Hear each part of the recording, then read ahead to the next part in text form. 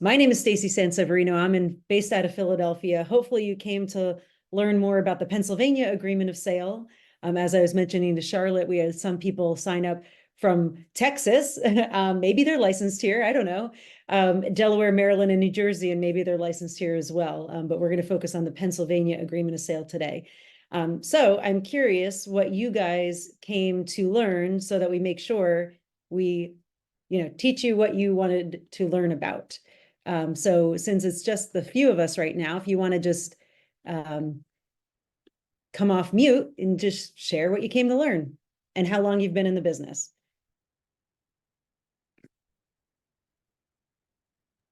Hello. Hi, Kiana. How are you? Good. Good. Yeah, so I didn't know that this was specific to PA. Okay. However, I am licensed in PA, so it all works out. Oh, okay. All right. What state are you in? I'm in Jersey. Okay. I've been licensed for almost 8 years in Jersey and I think like almost 6 in PA. Okay. And I thought that this class was regarding the NAR settlement. Mm-hmm. Okay. So yeah, so basically it's showing your buyers your worth Yes. in a post-NAR lawsuit market. So the foundation of being a great agent is knowing your agreement of sale. And in order to convince people to hire us and pay a buyer's agent commission, we really need to know what we're talking about.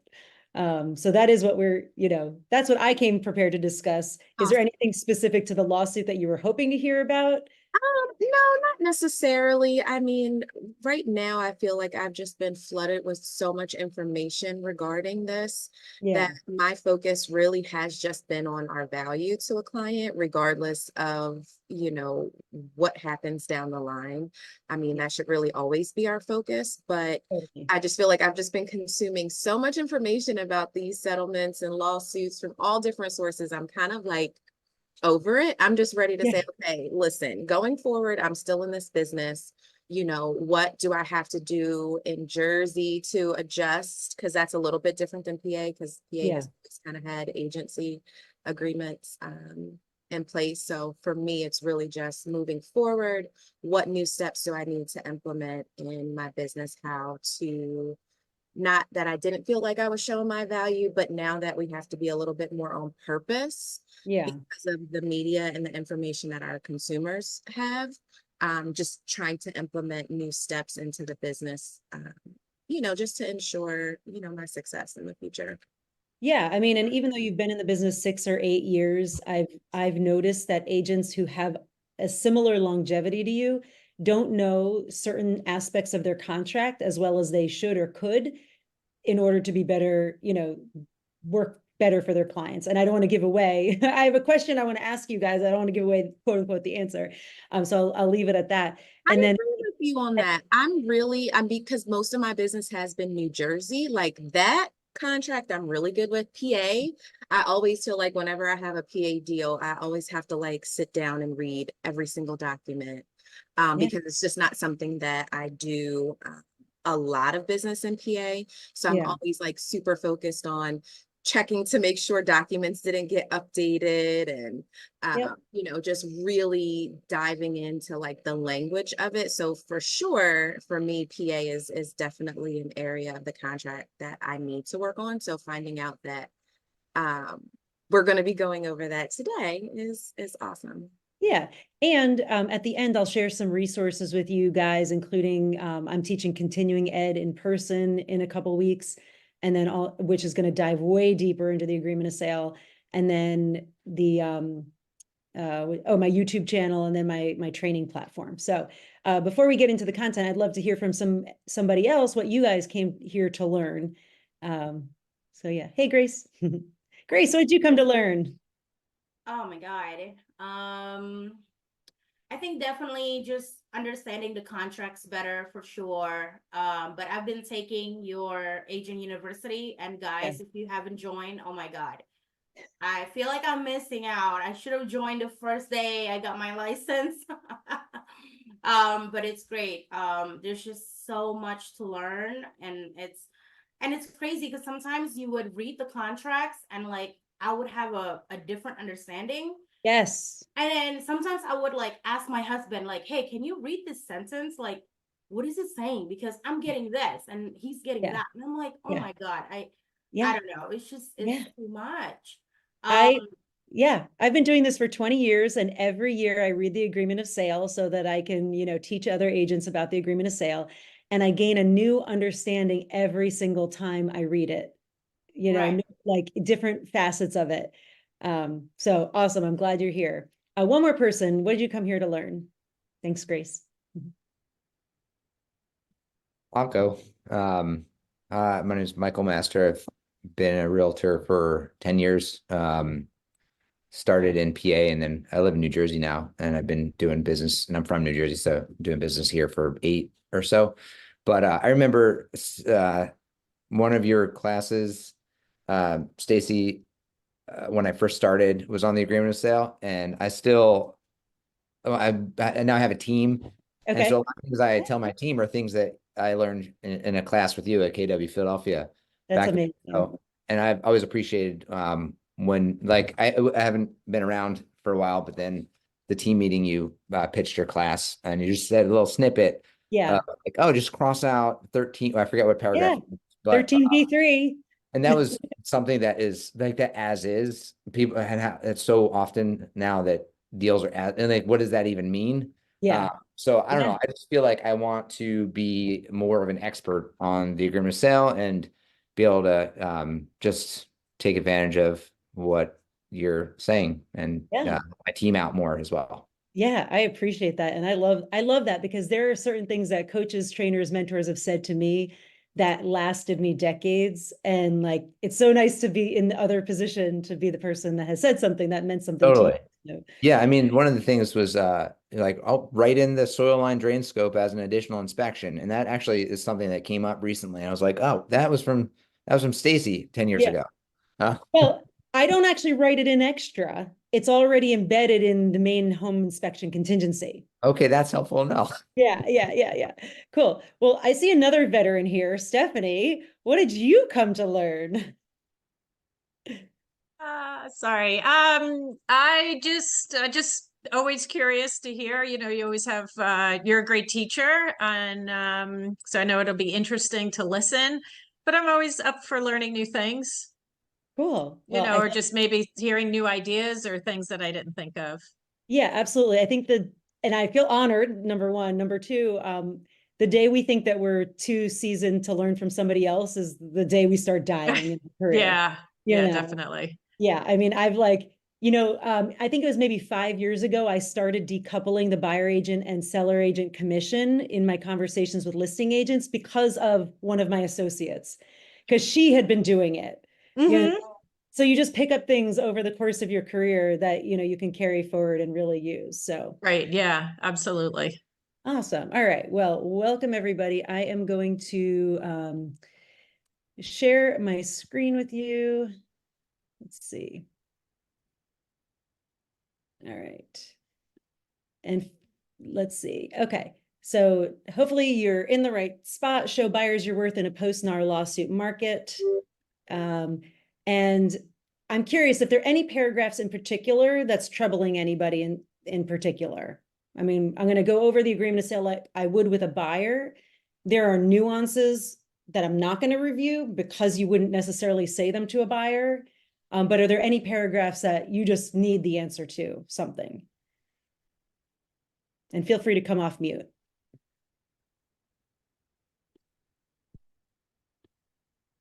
Okay. All right. So the next thing we're going to do is I'm going to ask you to complete a sentence. Then I'm going to explain the agreement of sale and the price escalation as I would for a buyer. And then I'll offer you some additional resources. So complete this sentence. If I knew my agreement of sale better, I would or I could. So just come off mute and tell me, what could you do better, or what would you do better if you knew your agreement of sale better? I think I could more efficiently explain more of the contract. I think a lot of times I'll just summarize a few, but not everything. Mm-hmm. Maybe I would be able to more quickly, efficiently explain more of the contract. Yeah, absolutely. I think Especially if for they have you a me- question, right? If they ask you a question, you want to have like a sentence that you could say about each paragraph. Yeah. Yeah. Somebody was about to say something. Oh, I said, I think for me to prepare a quote unquote stronger offer for my buyer. Yeah. You know, because again, it's not always about just the purchase price, it's about the terms. So really understanding what all that means. Absolutely. So be a better negotiator, prepare more winning offers, be able to answer your buyer's questions, sellers too, because obviously if you know the contract in one direction, you should know it in both. What else? What could you do better, or would you do better if you knew your contract better?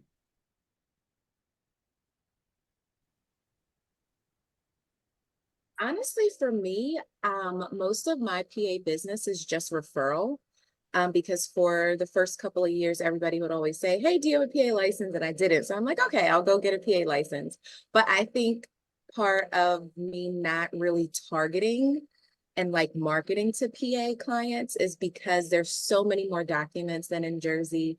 There's so much more language in them that I'm not like 100% comfortable with. So I Yeah. don't seek out business. I just have referral business in PA. And I do think that it is a market so close that I could potentially capitalize on, but I don't seek out and market. I'm so glad that you said that, Kiana, because lead generating is one of the things that I noticed when I was a productivity coach many years ago for several years, was that people would hold themselves back because they didn't know what they were going to talk about when they got in the consult, or they didn't know what they were going to do when they were going to put an offer together. So it's like, you can't just lead generate and you can't just learn your agreement of sale. You need to do both to survive. And I'm so glad you said that. How one more person, what could you do better in addition to negotiating better, advocating better, lead generate, answer questions? I was just going to say, going back to the agreement of sales constantly changing, and there's some little nuances that either you don't realize are changed or different. Just knowing those things better sometimes. Yeah. Keeping up to date. Yeah. Yeah, there's nothing worse than a client asking you like about changes or things that are different and then being like, I don't know, like like you got to keep up. It's like, got to keep up with the news. We have to be one step ahead of our clients.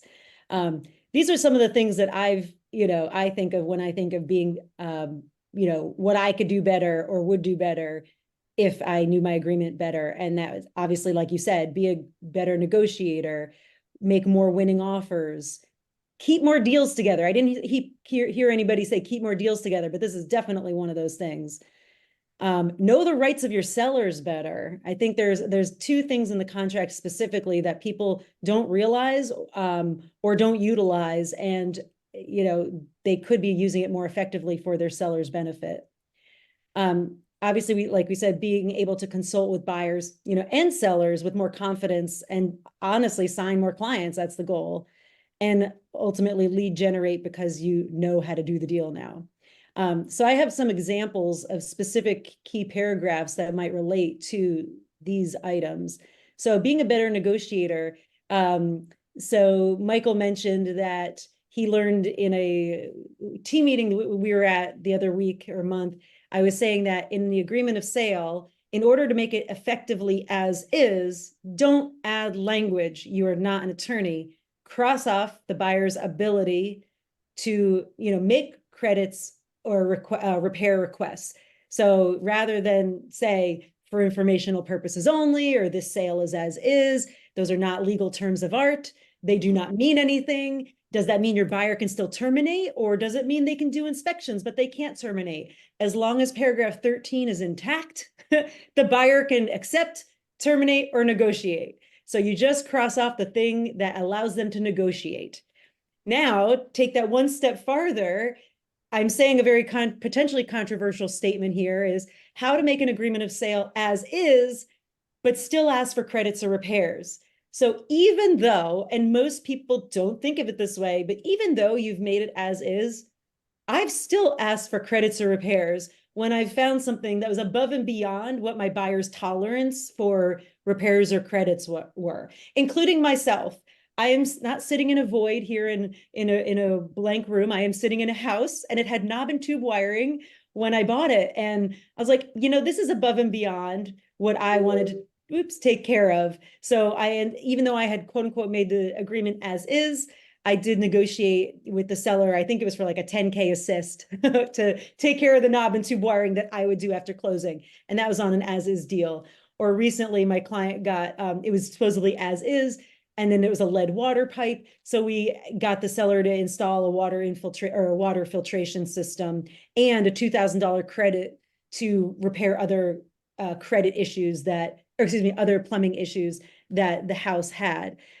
So number one, knowing how to effectively make an agreement of sale as is helps you to become more attractive to the seller. And then subnote, when you know that your buyer can still ask, then you can still ask, it's not truly as is. And then if the seller says no, the buyer can just walk away. From a seller's perspective, I'd rather be asked than not asked. I'd rather you ask than terminate. So it's there's so many nuances and gray areas of being a negotiator, and that comes with time, understanding the psychology of people. Any questions just about that little tidbit right there? Do you guys operate under those assumptions already, or was this new for you? I don't have a question, but when I used to go in the office, a lot of the listing agents, it's usually veteran agents in the office. The younger agents and the newer agents tend not to come into the office, but while everybody knows you can negotiate, they would normally complain about people negotiating for as is properties because they feel as though they listed it accordingly, knowing what repairs needed to be made. So that's the only it's well known that nothing is final. It's just what people would accept, whether the seller would accept a reduced price or if they want to give a credit, even though they listed it as is, if they found that the repairs outweigh the price, it's still room. But I just find that a lot of people tend not to want to negotiate, especially if the price is under market, because not to cut you off, Charlotte. I get your point completely. I want to move on to the next point, but completely I understand. And you know what? Boo-hoo for those agents who don't want to do their job.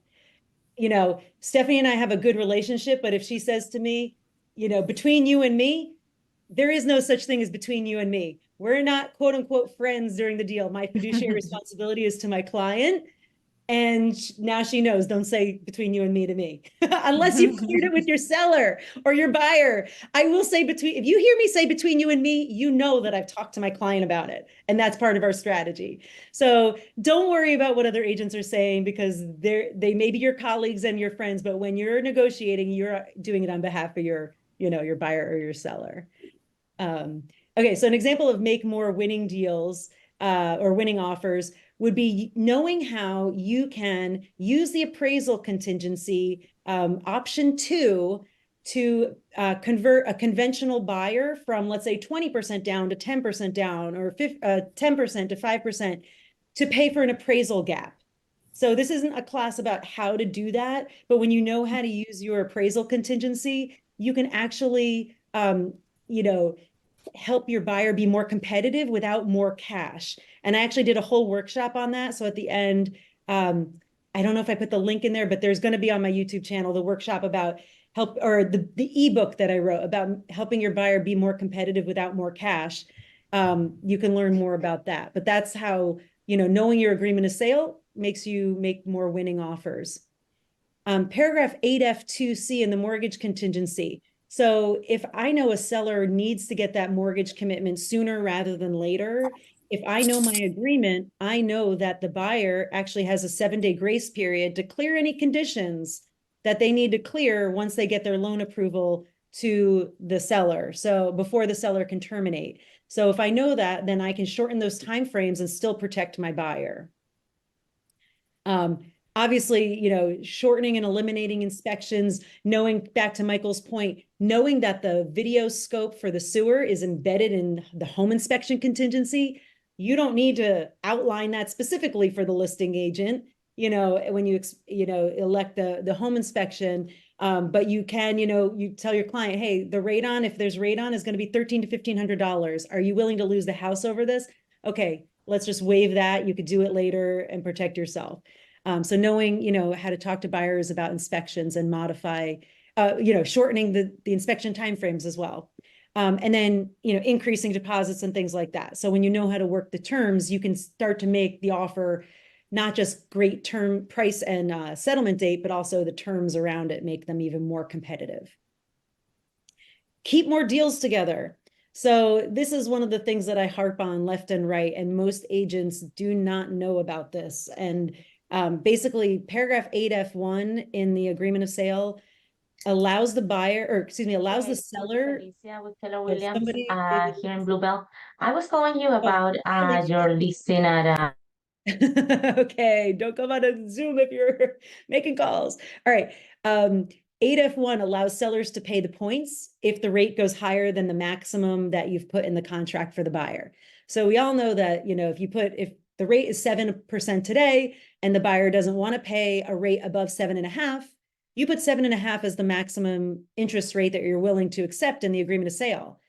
Most buyer's agents think that if the rate goes up to, let's say, 7.625, that the buyer can terminate the agreement. Actually, they can't just terminate the agreement.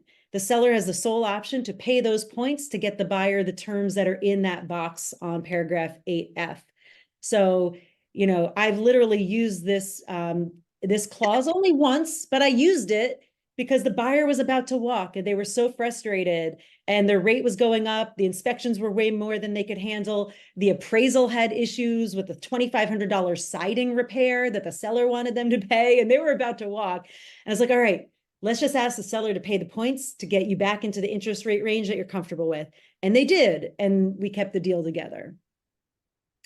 Knowing the rights of your sellers better is super important. So paragraph 15, resale certificates or use and occupancy certificates are negotiable. You do not have to, the seller does not have to make those repairs if the buyer is willing to negotiate them. In our area, it is customary for the sellers to, we order the cert or the seller orders the cert. If there are repairs needed, they do them and we move forward. But there are actually timeframes in paragraph 15B that outline if the seller orders the cert, they have to do it by day 30 or at least 15 days prior to closing. And if there's any repairs that are needed and they don't want to do the repairs, they could present it to the buyer within 5 days. And then the buyer has 5 days to determine if they'll accept the property with a temporary certificate and do the repairs after closing, or they will terminate the agreement. So, and then if the buyer wants to terminate the agreement, obviously the seller should just do the repairs themselves. And then lastly, I mentioned before that 8F1 allows the seller to pay the points to keep the buyer in the deal if the rate goes higher than the maximum in the contract. But if paragraph 8A4, the buyer needs to lock in they need to lock in their rate at least 15 days prior to closing, so that if, let's say, it's 10 days before closing and they haven't locked in and the rate goes higher, well, the buyer would be in default for not having locked in their rate and if they don't go to closing. And I just realized I did not fact check myself on 8A4. Let me just do a quick double check of my, let's see, hold on one second. I'm just curious, was any of that new to you? And actually, I was correct. Any of that new to you, surprising to you? What are your thoughts?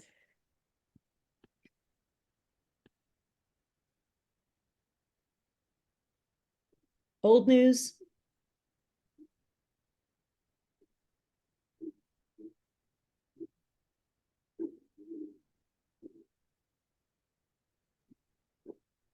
Hello? Yeah, some of this is actually new to me. I did know the appraisal contingency little trick there. I think I found that really helpful actually. Yeah. But a couple of other things I didn't know that I will also find very helpful. Yeah. Anybody else learn something new or surprised about anything? Yeah, so I didn't know about the seller paying the points. Yeah. Yeah. It's funny because they changed the agreement of sale. I think it was 2022 was the major change where they made it clear that a buyer can still get financing even if they haven't elected to make the offer contingent upon financing.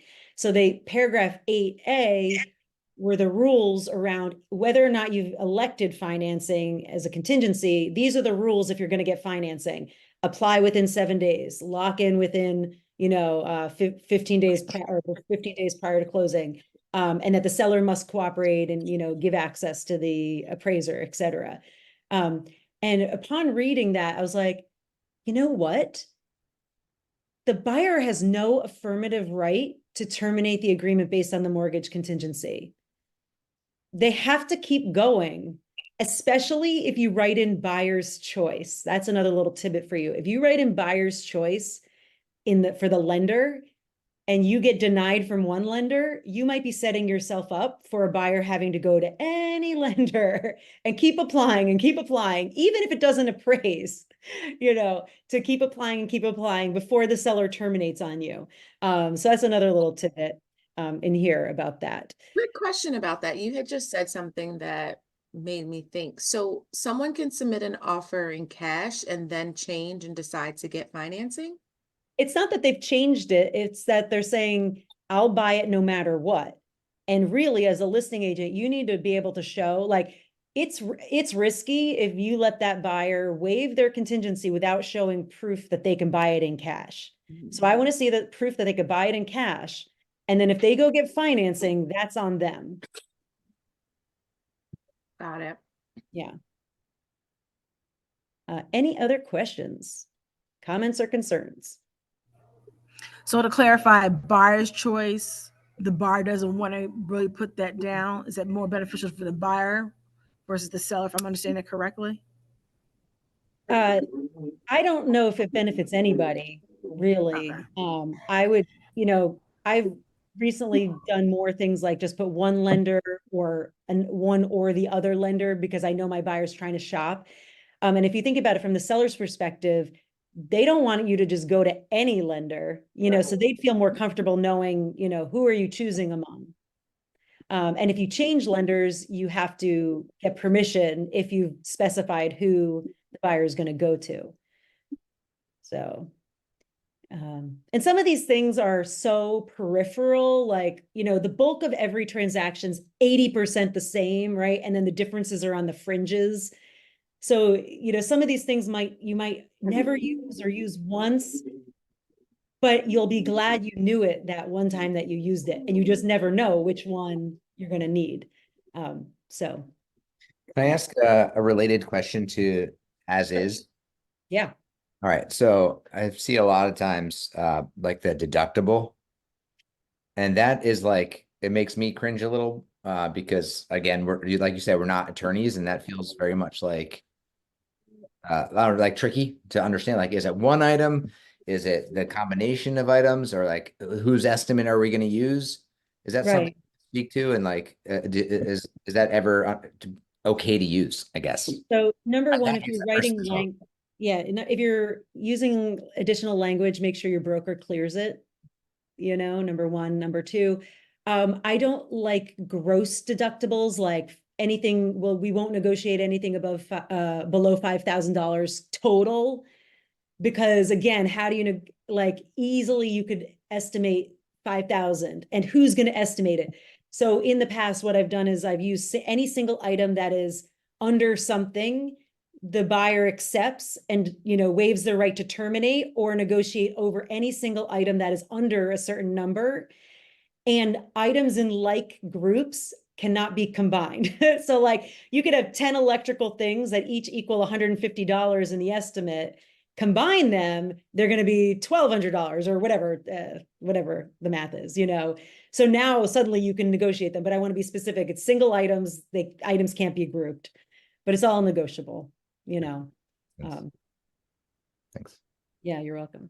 All right, well, let's get to what y'all came for. All right, so the agreement of sale. Okay. All right, let me just move your heads out of the way. Sorry. Okay. So my buyer is Andrew. So, all right, I'm going to do my best not to insert side notes, you know, but I may insert a side note here or two. And Michael, because your face is on my screen and you've been very talkative, which I appreciate today, I'm going to pretend like you're my buyer. So if, let's say, you're a buyer and I'm explaining it to you and you have like a legitimate like buyer side question, not an agent question, feel free to pipe in, but I'm going to direct my attention to you if that's okay. All right. Okay. All right. So Michael, we are putting together an offer, you know, for an agreement of sale to purchase 2216 East Boston Street, you know, in Fishtown. That's right. That's the property you want to buy today. Yes. Awesome. Okay, so page 1 is basically all the parties to the contract and the property. So we have your name and information up here. We have the seller's names and, you know, property information there. We have the property that you're buying. That information is right here. And then we have the agents involved in the transaction. So you can see I work on your behalf as your buyer's agent, and you can see the listing agent and their company information. By the way, your deposits are going to go to Century 21 Advantage Gold, and you can deliver them to this address when they're due.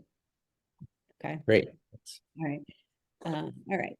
So page 2, paragraph 1, by this agreement. So this is the date that we wrote the offer. This date will never change. So that's the date, March 8th. That's today. Purchase price and deposit. So you are offering $299,999, which is the asking price because we are competing with another buyer. Within 3 days of the execution of the agreement, which is basically 3 days after both parties have signed off on the offer, $2,000 will be due. So another way of thinking of the execution date is day 0. So let's say we are making this offer today on March 8th. Let's say the seller signs off tomorrow on March 9th. March 9th is going to be day 0, and day 1 would be March 10th. So 10, 11, 12, your first deposit would be due on 10, 11, 12, March 12th of $2,000. Our closing date is April 12th. Because we are within 30 days of closing by the time this $2,000 is due, it needs to be in certified funds. So that's right here. So that means you can either wire it, you can drop off a certified or cashier's check, but it can't be personal. If, however, you get this in, you know, the day before, they might still accept a personal check. So, you know, by the time this gets signed, we can discuss what's the best option for you. Okay. All right. Awesome. Your second deposit, we've timed it to come after your inspection period is complete. So that'll be by day 15. So that'll be 13,000, which is the balance of 5% total down on the property. Okay. The seller assist, we did not have you do a seller assist because you're paying for your own closing costs. Settlement in possession, we mentioned that it's April 12th. So that means that, you know, come April 12th, we will do a final walkthrough on the property, and, you know, we'll budget about an hour for that, plus including transit time to closing, and then budget 2 hours for closing, just in case. You never know what will happen. We'll sign papers, get funding approval, and then you will walk away with keys to your new home. Won't that be great? Can't wait. Awesome. Okay. You disappeared from my screen. So I was like, where are you? Okay, there you go. Okay. Let's see. Okay. Paragraph 5, date and time is of the essence. And actually, let me see. Okay. Date and time is of the essence. So basically we are asking that the seller, so today's March 8th, we're asking that they get back to us by March 11th. So chances are they'll probably get back to us, you know, later today or possibly tomorrow, you know, sooner than the 11th. If negotiations go beyond the 11th, we can always update this day to be after, you know, the date that we sign off on the agreement. But effectively, this is like a natural expiration date of your offer. So if they just ignore us and it's, you know, 12:01 on March, you know, 12th, this offer is naturally expired, or, you know, unless you withdraw it, you know, actively in advance of March 11. Okay. All right. Paragraph 6, zoning, it's RSA 5, so that's a typical standard residential zoning for the area. Paragraph 7, fixtures and personal property. So there are certain items that are automatically included in the property. So those blinds we saw, the curtain rods that we saw, those are automatically included. The stove is included, smoke detectors, lighting is included.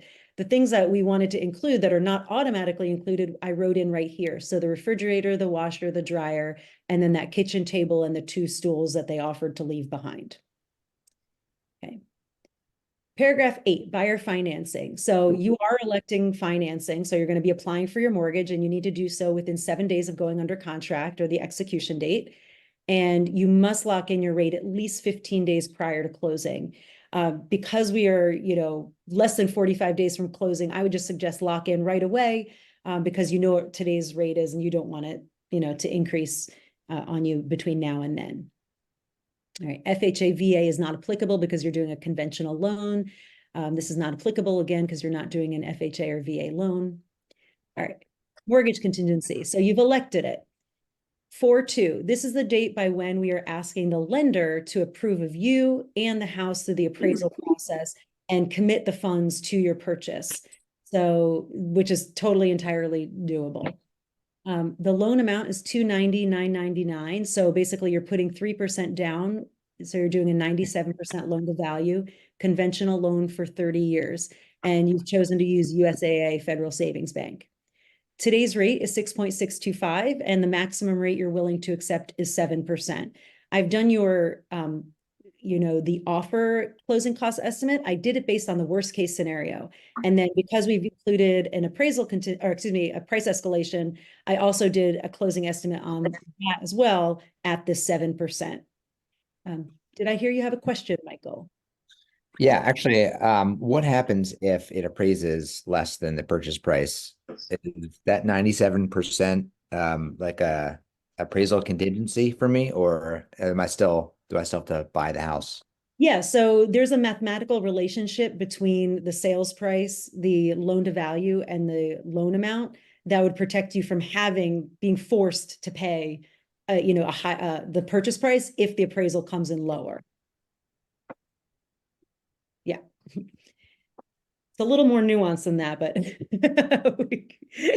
we're not going to go into that here. Okay, so let's see some. And you have 0 points listed here, so you can't be forced to pay points to get within this range. All right. I actually don't go over all of that with them. Paragraph 9, change in buyer's financial status. So if anything changes between now and closing financially, you need to let us know. Like if you lose your job, obviously, but also don't go buy furniture, boats, don't buy anything else, make sure everything stays the same. And if you were planning on transferring money from one account to another, please talk to your lender first before making any changes. Don't pay off any credit cards or anything like that without talking to the lender first, because that could affect your ability to buy. Okay. All right. Okay. Seller representations, paragraph 10. So it's public water and public sewer. There's no historic preservation or land use restrictions on the property.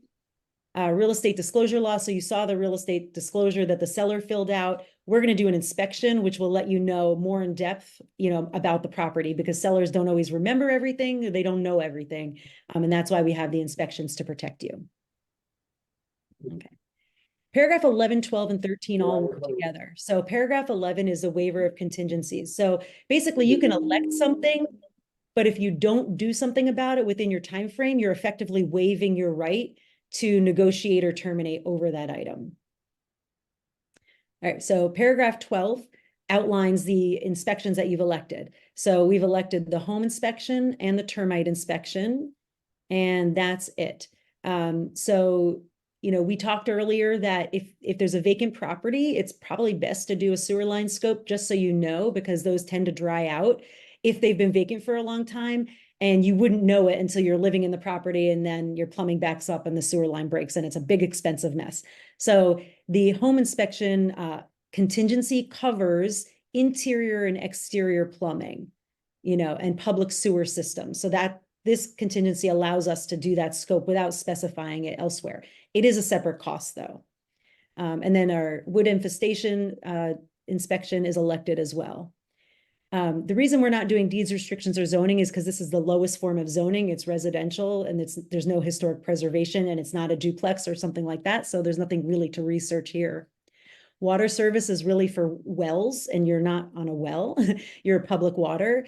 If let's say the inspector says it's a lead pipe, you can actually do further inspections because of the home inspection. So you'd be able to do a fungi or, mold or indoor air quality, asbestos, underground storage tank inspection if the if the inspector says so. And again, the interior and exterior plumbing, you can do further tests based on the inspector's recommendations by virtue of having elected that. So water service doesn't apply and it isn't even needed. Radon, we discussed that because you're competing with another buyer and it's a pretty finite cost to solve for radon or remediate for radon, that you would do it at your own cost separately. On-lot sewage doesn't apply because it's not a septic system, it's public sewer. Flood insurance, you waive this not because you're not going to get it, but because you've already checked with USAA, your current insurance company, what the insurance for this property would be. So you know what that would be.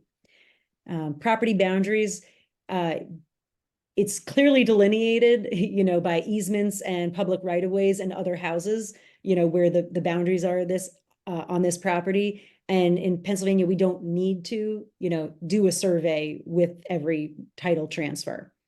Subnote, if it was a different kind of property, we might be doing property boundaries. Lead-based paint. So the house was built before 1978. The seller has renovated it, and you felt pretty comfortable that because every surface has been painted and you're not going to do any renovations and make anything dusty, that you don't need to do the lead-based paint inspection. Okay. All right. Inspection contingency. So you've elected the home and the termite, which covers a whole bunch of inspections should you need to do them. This is the timeframes in which to do it. So the contingency period is 8 days from the execution date. So again, if let's say tomorrow is let's say tomorrow they sign off, so that's March 9th, and that would be day 0. March 10th would be day 1. So 10, 11, 12, 13, 14, 15, 16, 17, 18. Oh, wait, now I have to do it over again. I usually do count on my fingers just to show. So March 10, 11, 12, 13, 14, 15, 16, 17. So by March 17th, by midnight, and I don't want to work that late, but we have until midnight for you to make your decision to accept, terminate, or negotiate credits or repairs. Ideally, we do it well in advance of that in case we needed to get any estimates from any other, contractors after the inspection. So you have 8 days to either accept, see the word accept right here, or terminate the agreement of sale. And if you do terminate, you would get your deposit money back. You're not going to get the money you spent on inspections, though. You're just going to get the deposit money back. Obviously, the inspections were there to help you make a good decision, which if you terminate, presumably is the best decision was to terminate. Or number 3, you can make a credit request or repair request to the seller. So let's say you do want to ask for a credit or request repairs. There will be a negotiation period of 4 days. So basically the seller would have 4 days to do their own due diligence and go back and forth with you to let you know what they will and won't do. If they agree to everything that you've asked, let's say you ask for 4 items and they agree to do all 4, you've bought the property. If let's say they say, we'll do 2 out of the 4, and you're like, that's okay, great, I'll do that. Great, we move on. Now, let's say they say, we'll do 1 of the 4 and you're mad. You still have another 2 days to make a decision whether or not you'll move forward with the property or not. You can accept or terminate based on that agreement. So we add up these timeframes, that's 8 days, 4 days, that's 12 days, 14 days. If you remember, deposit 2 was due day 15, the next day after all of this is wrapped up. Okay. Any questions about that so far? Nope. Michael, my excellent buyer. Okay. Paragraph 14, title surveys and costs. So again, a survey isn't required in Pennsylvania, but we will order title insurance on your behalf. So title insurance, make sure that the seller is the legal seller of the property and they can clear all their debts associated with the property at settlement. And they need to give you clear, good and marketable title. So that's the highest, standard of title or ownership of the property. Title insurance is not like property insurance or car insurance where you shop for rate. It's actually state regulated. So with your permission, we will use our in-house title company because we're going to have the best communication with them. And then they don't charge any additional, fees. They just charge what, the insurance rate is, and then you'll pay a notary fee and some final closing fees, but they're not going to charge you anything extra. Is that okay? Sounds good. All right, cool. All right. Paragraph 15, notices, assessments, and municipal requirements. So in the where you're buying, the seller is required to give you a certification stating that there are no uncorrected code violations on the property. In Philadelphia, there are actually no site visits. So it's really what is, on the books as of now. And we're going to go to phila.gov. We've already actually done that, and we've seen that there are no code violations. So they're going to order the certificate and present it to you at closing. If this was the suburbs around us, then I might explain that could be negotiable, but chances are they're going to do it on their own. Paragraph 16 is a condo, and it's not a condo, so we don't need to elect either of these two options. Paragraph 17, so real estate taxes and assessed value. This is a warning that if you appeal the assessed value of a property, the taxes could go up. So as long as the tax assessment is lower than what you pay, then just leave it alone. You will get after closing, you will get a reminder from me to, number one, get the insurance on your water and sewer pipes. It's about $15 a month, so you're going to want to do that. And number two, apply for the homestead exemption, which will give you basically a $93 discount per month or $11.29 per year on your taxes. So you'll want to make sure you apply for the homestead exemption. Okay. Paragraph 18, maintenance and risk of loss. So the seller is responsible for maintaining the property in its current condition minus normal wear and tear. So if anything happens after we've negotiated inspections and it's before closing, that's another opportunity to negotiate with the seller to fix it. Okay. All right. Paragraph 19, home warranty. Anybody could buy a home warranty. It's a third-party insurance policy on certain repair items. Because we're competing with another buyer, and because you can always buy it or various warranties after closing, we're not going to include it right now. Yes, go ahead, Lisa. Lisa, go ahead. Lisa, did you want to ask your question? Can you go back up top to the part where the you said they had? Can you hear me? You're a little spotty. What? Go back to what? Hear me now. Okay. All right. Do you want to put it in the chat, Lisa? Type it. Okay. All right. Let me just continue with this. Put it in the chat, and we'll get to it before the end. Okay. Yes. Okay. All right. So because we're competing, we're not going to include a home warranty now. We could always negotiate potentially during inspections. Paragraph 20, recording. So don't record this in the Office of Recorder of Deeds because that would be considered a lien against the property and you would be in default. Assignment. So obviously you don't want to assign this contract, but you'd need the seller's permission if you did want to. Paragraph 22, governing law, venue, and personal jurisdiction is Pennsylvania. So if we have an issue, we have to solve it here. Paragraph 23, if the seller is a foreign person, we would need to make sure that the title company withholds taxes to make sure that they pay taxes on the sale of the property. Paragraph 24, notice regarding sex offenders. You can go to this website if you're concerned and you want to see where sex offenders live near the property. Well, I will say with one caveat, if you're ever going to look at a crime website or PA Megan's Law website, always look at another location that you're familiar with, because what you see online and what you feel on the ground is not necessarily going to reflect, the ground is not necessarily going to reflect what you're seeing online. So you always want to get a placebo, or not a placebo, like a baseline, of where you currently live, maybe where you currently work, and the property. All right, paragraph 25, representations. Everything has to be in writing. If it's not in the agreement of sale, it doesn't count. So we need to make sure that everything that we agree to is in writing. And that's why, for example, they said in the multiple listing service they'd leave the stools and the table for us, but we included it in the agreement to make it so.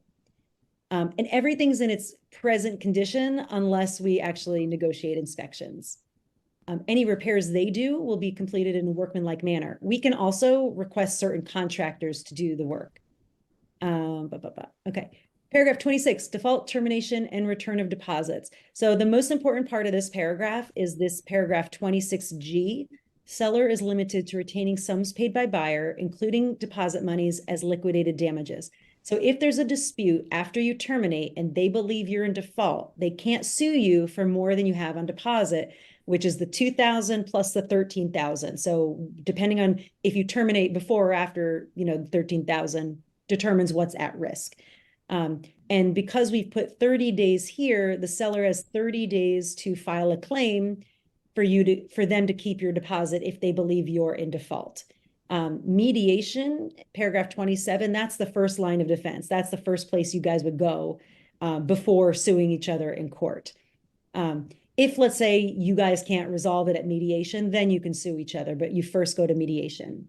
So the seller has 30 days to file a claim to go to mediation. And if by day 31 they haven't filed a claim, then you can request your money back from the broker. The broker will tell the seller that you're requesting the money back, and they can still sue you, but you will get your money back within that next 30 days of written receipt that you're requesting your money back. All right. These are ways that you can default. So for failing to make that second deposit, you'd be in default. Furnishing false or incomplete information about your ability to buy, you'd be in default. Violating or failing to fulfill or perform a term or condition, you'd be in default. You know, one asterisk here is if you don't do your inspection, you're not in default. But if you don't apply for your mortgage, you're in default. You know, and earlier we discussed if you don't lock in your rate at least 15 days prior to closing and it's available to you, you're in default. And yeah, so you're limited to whatever you have on deposit. Okay. Release. All right. So, you know, because shit happens after closing, the roof can leak. Termites could come to live there. Things break. You're releasing everybody involved in the transaction from liability for future things happening. Now, the one caveat is this line here. Should seller be in default under the terms of this agreement or in violation of any seller disclosure law or regulation, this release does not deprive buyer of any right to pursue any remedies that may be available under law or equity. This release will survive settlement. So if you could prove that the seller must have known that this was an ongoing issue, then they are not protected by this release if something happens after closing. I literally went to closing one day, Michael, and everything was fine. And we came back and there was a roof leak. And then there was evidence that there were prior repairs that we just didn't see in inspection. So I don't think the buyer ever sued the seller, but they're not protected by that clause. All right, real estate recovery fund. So thankfully, I've never been called by this number, but if any licensee in the transaction, so the other agent, me, or anybody else, defrauds, misrepresents, or deceives you in the transaction, and you're unable to collect on the judgment after exhausting all your legal and equitable remedies, you call that number and they will strong arm that person to pay. Like I said, I've never gotten that call, so this won't be the first. Communication with buyer and or seller. So, you know, once you get your loan estimate and closing disclosure, you know, from the lender, usually they'll deliver it to us as well. But if they don't, forward that to us immediately.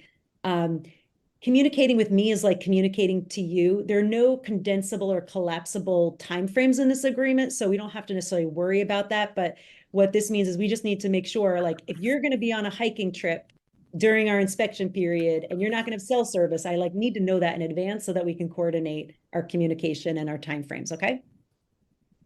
Cool. Got it. All right. Headings are for convenience only. They don't determine your rights, obligations, or intents.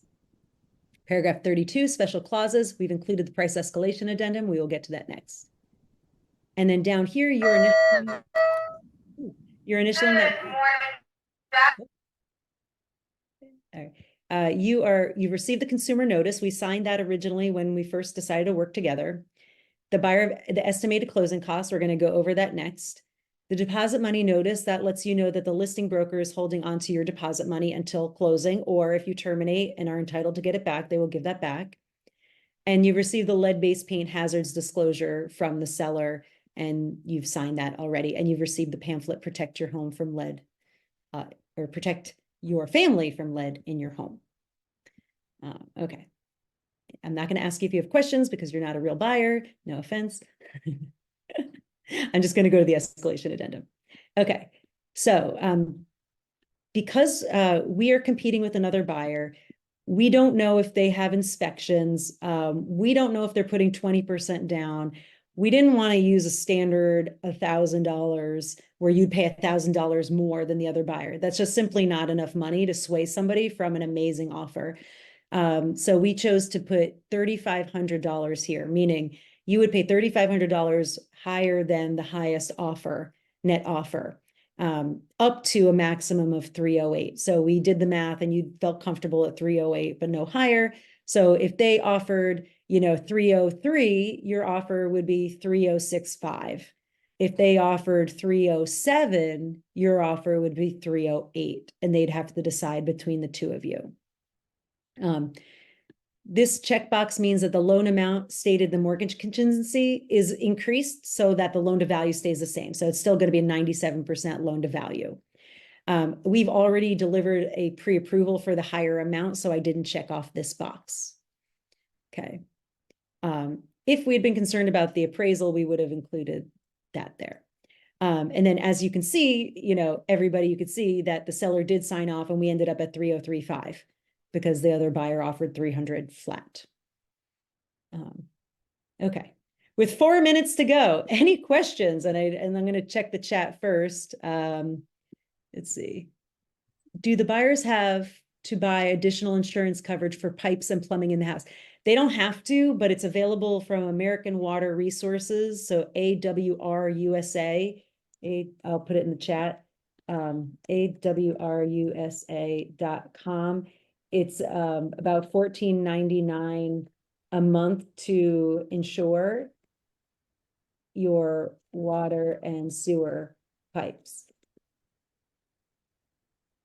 Where we're at, it costs $5,000, $10,000, could be $20,000. So for example, I literally had this American Water Resources offer on my, in my pile of bills to pay.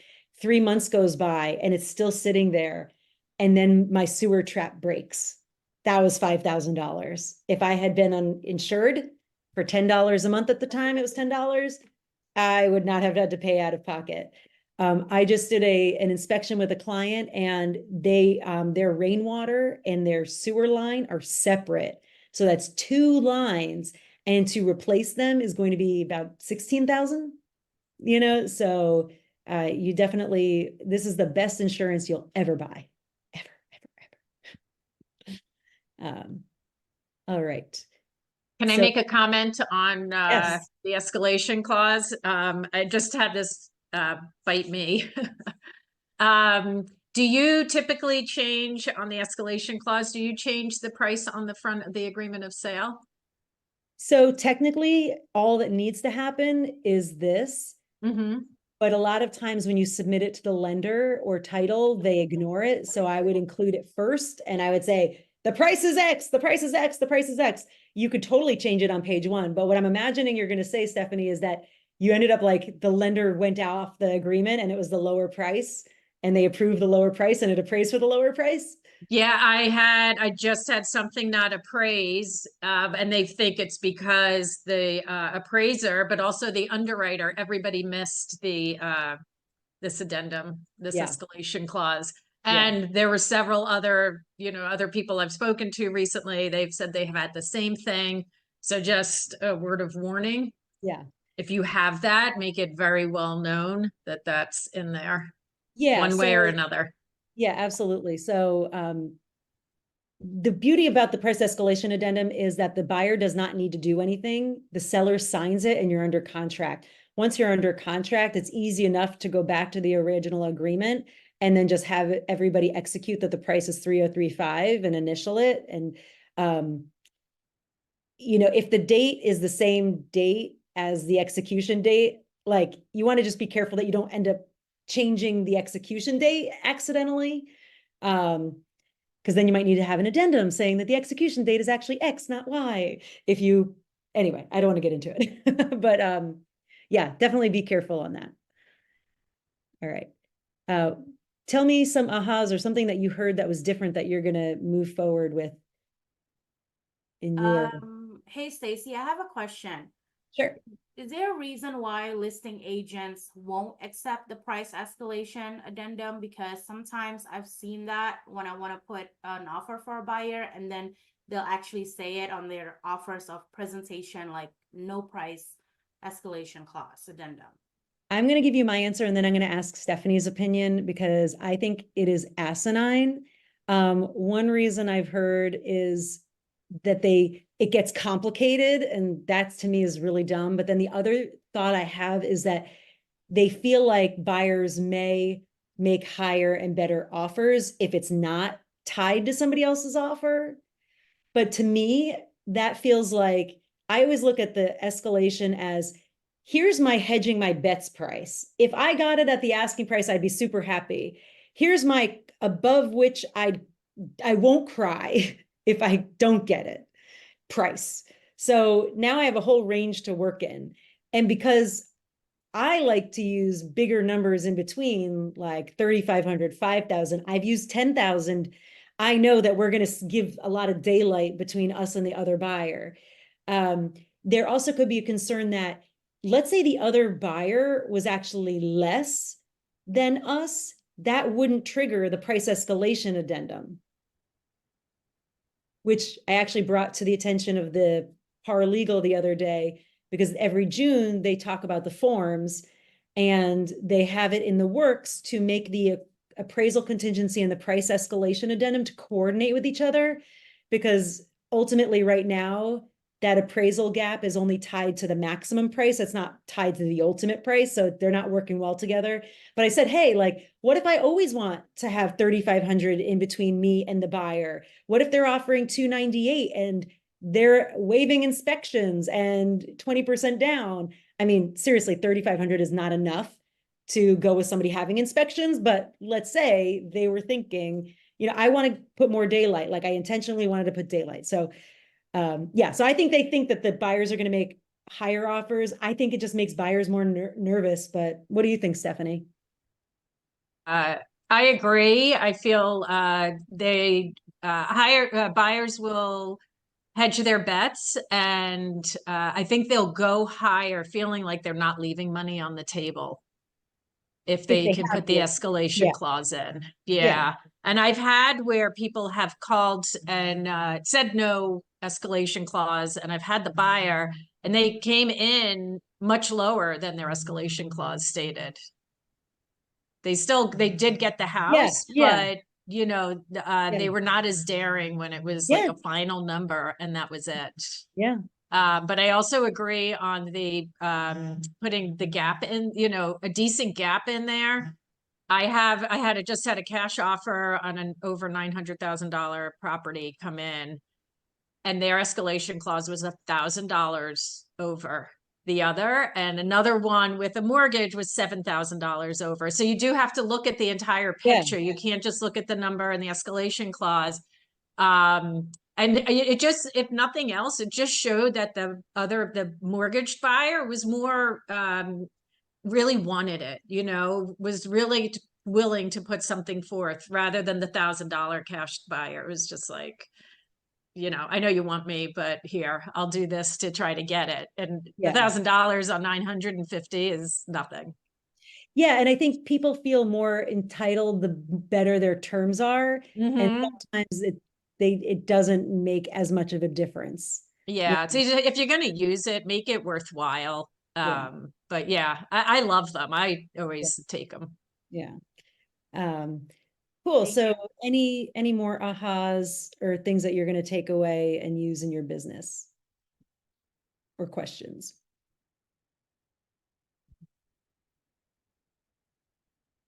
And you're welcome, Alicia. Okay. One more. How about one more?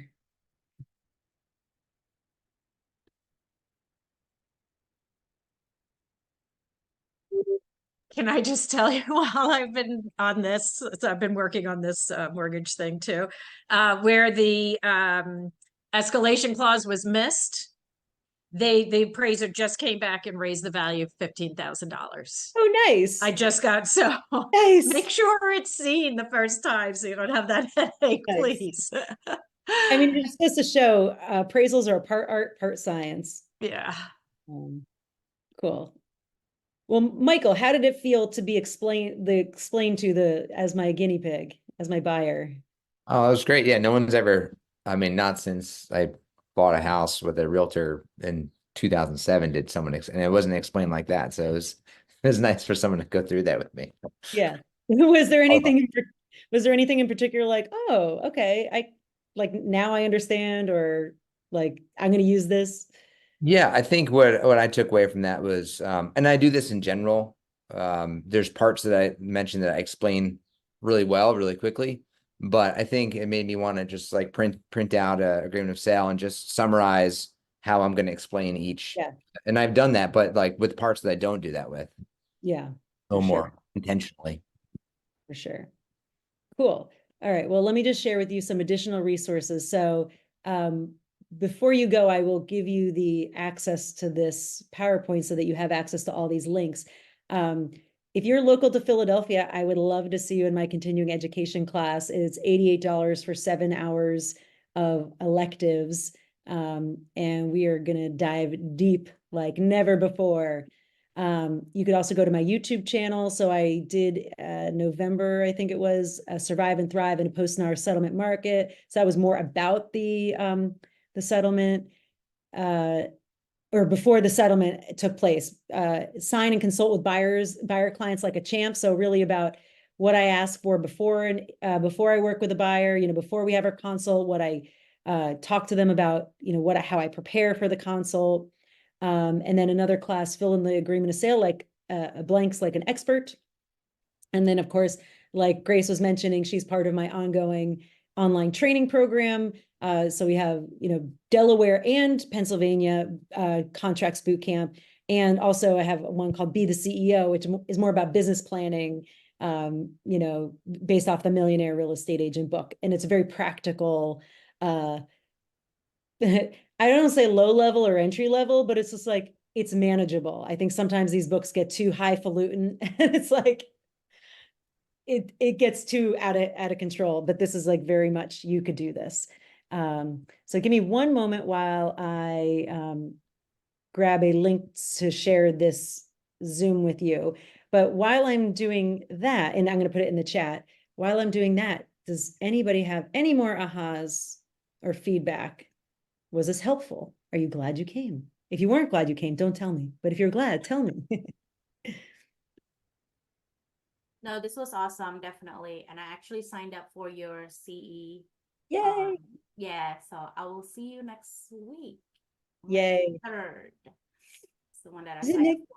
Yeah, a week from Friday. Yeah. A week from Friday. Cool. Let's see. This was very informational for me as well. I enjoyed it. Okay, great. I wasn't looking. Who was that? Who said that? Charlotte. Charlotte, great. I'm glad you got to come today. I'm curious for people who are not in Pennsylvania. Is anybody who is from Texas? Is she still here, Diane? Maybe she's left already. I was curious about that. But will somebody just test out the link just to make sure you are able? Yeah, Okay, it works. great. Awesome. All right, and there's a few bonus slides at the end of that that were from my NAR workshop, so that if you wanted to go back to the NAR workshop, we discussed those slides. But thanks for coming today, and see you in the next workshop.